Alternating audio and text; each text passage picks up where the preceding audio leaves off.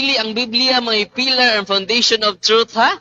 Bay, paminaw ma? Dili ang Biblia may foundation, pillar and foundation of truth. Ang Biblia, ang simbahan, dili ang Biblia.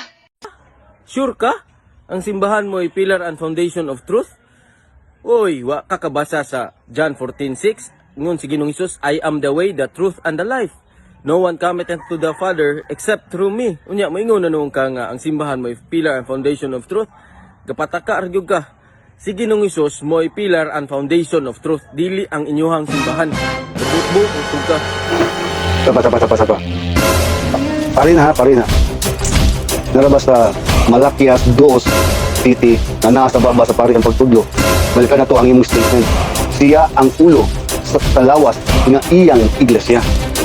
Mo na nga, miingon si San Pablo nga sa unang Timoteo, Kapitulo 3, versikulo 15, yun.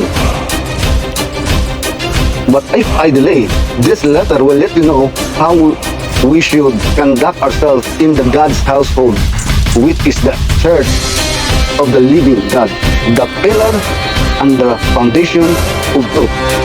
Ma, larong magingon ni Padre. Ma, larong magingon ni Padre. Ma, larong magingon ni Padre. Ang iglesia sa buhay nga Diyos. Kuman ang sukaranan sa kamuturan. Ato mas Padre. Oh? The church of the living God is the pillar and the foundation of truth. Nasa iglesia.